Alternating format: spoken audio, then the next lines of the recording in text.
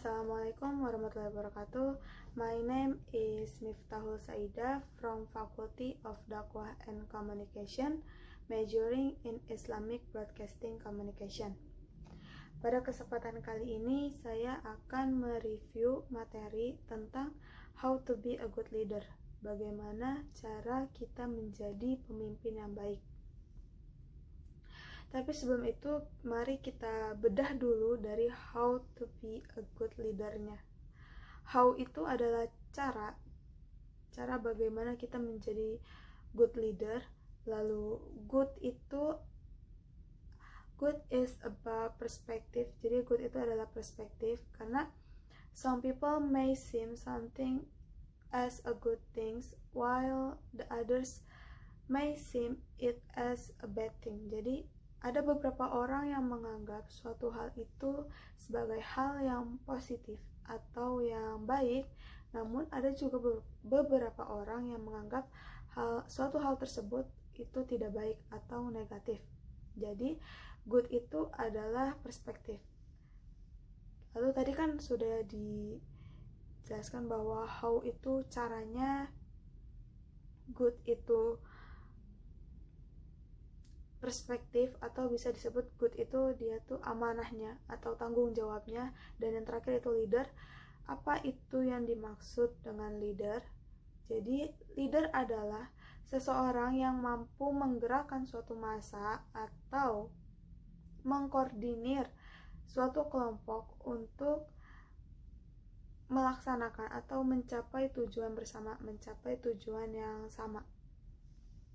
Jadi how to be a good leader, bagaimana cara kita untuk bisa menjadi leader yang baik.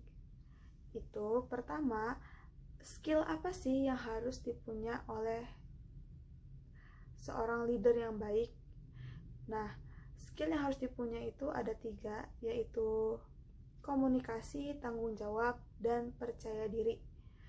Dalam komunikasi, seorang leader itu memang sudah sepatutnya punya komunikasi yang baik, karena bagaimana seorang leader bisa menggerakkan suatu massa atau mengkoordinir anggotanya jika komunikasinya tidak baik. Justru kalau ada leader yang seperti itu, pasti dia nggak punya anggota karena komunikasinya aja jelek. Lalu yang kedua itu ada tanggung jawab. Seorang leader itu sudah pasti harus bisa bertanggung jawab akan apa yang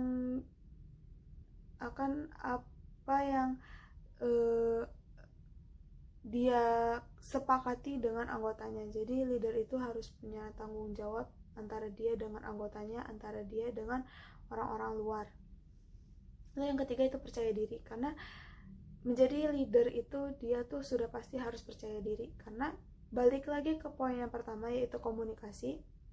Bagaimana leader bisa berkomunikasi dengan baik jika leader tersebut tidak percaya diri? Kan itu sangat tidak masuk akal ya, nonsense gitu. Jadi leader itu dia tuh harus punya perasaan yang dia tuh percaya diri ketika public speaking, ketika mengadakan rapat itu harus percaya diri, biar anggotanya juga ikut gitu, kayak terbawa suasananya buat percaya diri juga. Lalu menjadi leader yang baik itu ada stylenya. Jadi apa saja sih style dari leader yang baik? Leader yang baik itu memiliki 8 style. Yang pertama yaitu karismatik, demokratis, transformasional, liberal, delegatif, visioner, otoriter, dan yang terakhir transaksional.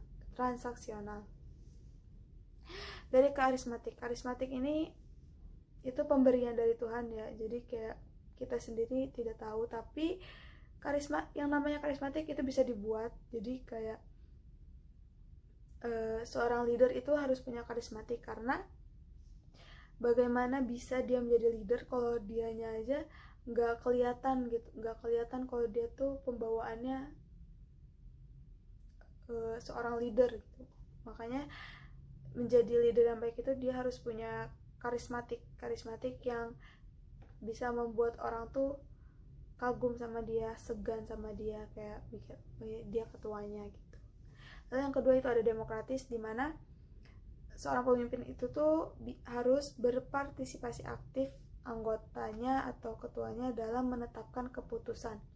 Jadi leader ini tuh harus aktif dalam mengkoordinir anggotanya, harus aktif dalam menggerakkan masanya, kelompoknya. Dan juga dalam demokratis ini seorang leader itu harus mendengar pendapat orang lain, harus mendengar pendapat anggotanya ketika ada forum rapat.